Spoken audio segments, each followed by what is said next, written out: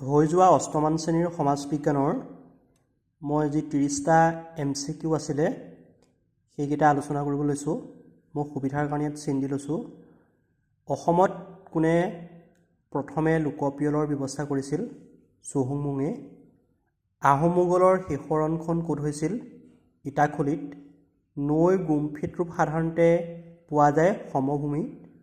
ব্ৰহ্মপুত্ৰ নদীয়ে বাংলাদেশত কি নাম লৈ বংগোপসাগৰত পৰিছে? পদ্মা। উত্তৰ পূব পৰিষদৰ কাৰ্যালয় আছে শ্বিলঙত। পৃথিৱীৰ ভিতৰতে ডাঙৰ মাছ ধৰা উদ্যোগ আছে জাপানত।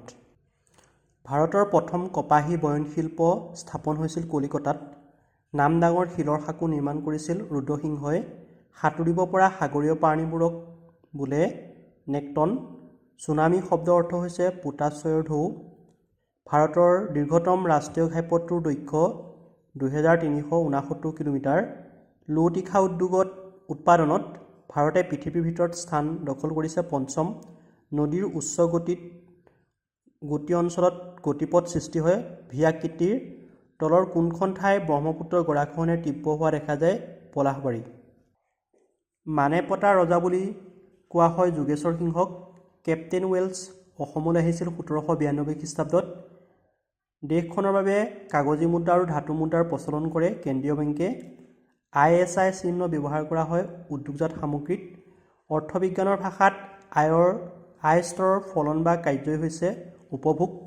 সংবিধানৰ অন্তৰ আৰু আত্মা বুলি কোৱা হয় সাংবিধানিক প্ৰতিকাৰ অধিকাৰক। ভাৰতৰ ত্ৰিৰংগা পতাকাখনে জাতীয় পতাকাৰূপে স্বীকৃতি লাভ কৰিছিল 1947 চনৰ 22 জুলাইত। ভাৰতবৰ্ষৰ সংবিধানত মৌলিক অধিকাৰ সন্নিৱিষ্ট কৰা হৈছে 3য় অধ্যায়ত। ফৰাচী বিপ্লৱ সংঘটিত হৈছিলে 1789 খ্ৰীষ্টাব্দত। আং চান চুংকি ম্যানমাৰ দেশৰ লোক আছিলে তেখেত। এই নম্বৰ কৈছে শান্তি বিষয়ক কবিতা, গীত, গল্প আদি লিখা। ৰিজনটো হৈছে কি? শান্তি প্ৰতিষ্ঠা কৰাৰ এটা প্ৰধান উপায়। এই দুইটাই শুদ্ধ আৰু শুদ্ধ ব্যাখ্যা হয়। 2011 চনত প্ৰতি বৰ্গ কিলোমিটাৰত ভাৰতৰ জনসংখ্যাৰ ঘনত্ব এইটো 382 হ'ব লাগে, অপশ্যনকেইটাত নাই। চীন দেশৰ হুৱাংহো উপত্যকাৰ তলৰ কোনটো অঞ্চলৰ অন্তৰ্গত? পূব এছিয়া। ৰুদ্ৰসিংহই ৰাজধানী পাতিছিল ৰংপুৰত। জাপানত সঘনাই চুনামি হয়। ৰিজনটো হৈছে এই দেশখন প্ৰশান্ত আগ্নেয় বলয়ত অৱস্থিত। এইটো 1 আৰু 2 দুয়োটাই শুদ্ধ হয়। সতীদাহ প্ৰথা বন্ধ কৰা গভৰ্ণৰ জেনেৰেল আছিল উইলিয়াম বেণ্টিং। খালী ঠাইটো হৈছে বৰদ্বীপ অঞ্চলত ডেছ উদ্ভিদ পোৱা যায় মেনগ্ৰ'ভ। ডেছ আয়ৰ স্থিতিস্থাপক উপভোগ। উত্তৰ পূব তৈল বলয় ডেছত অৱস্থিত? অসমৰ ব্ৰহ্মপুত্ৰ উপত্যকাত অৱস্থিত। ডেছ কছাৰীসকলৰ ৰাজধানী আছিলে ডিমাপুৰ। ব্ৰহ্মপুত্ৰ নৈখন মুঠ দৈৰ্ঘ্য 2906 কিলোমিটাৰ।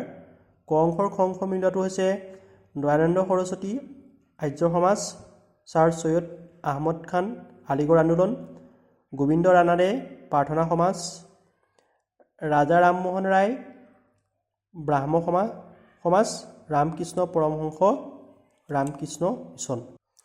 বাকী চমু প্ৰশ্ন উত্তৰখিনি মই এবাৰ দেখাই দিছোঁ, এইখিনি মই কৈ নাযাওঁ আৰু যথেষ্ট দীঘলীয়া হ'ব। ইয়াৰ পৰা এইটো কৈ দিছোঁ মীৰ জুমলাই কেতিয়া অসম আক্ৰমণ কৰিছিল? 1682 খ্ৰীষ্টাব্দত। আৰু তেওঁৰ লগত অহা মুছলমান লেখকগৰাকী আছিল চিহাবুদ্দিন তালিচ। লিখিত সংবিধান থকা দুখন দেশৰ নাম আমাৰ ভাৰতবৰ্ষ হয়, চীন হয়, এনেকৈ কেইবাখনো আছে আৰু ইয়াতো এইকেইটা মই দেখাই দিছোঁ। এইখন অষ্টমমান শ্ৰেণীৰ হৈ যোৱা সমাজ বিজ্ঞানৰ পেপাৰ হয়। যিসকলে পৰীক্ষা দিছিল তেওঁলোকে চাব পাৰে কিমান MCQ তেওঁলোকৰ ভুল হৈছে বা শুদ্ধ হৈছে। আৰু আগন্তুক যিখিনি এইবাৰ ক্লাছ 7ত আছে তেওঁলোকে নেক্সট বছৰৰ কাৰণে কেনেকুৱা প্ৰশ্ন পেপাৰ আহিব সেইটো চাব পাৰিব, বা এইটো যিকোনো ধৰণৰ প্ৰতিযোগিতামূলক পৰীক্ষাৰ কাৰণে এনেকুৱা ধৰণৰ কুৱেশ্যন আহি থকা দেখা গৈছে, তেওঁলোকে এইখিনি চাব পাৰিব। ধন্যবাদ।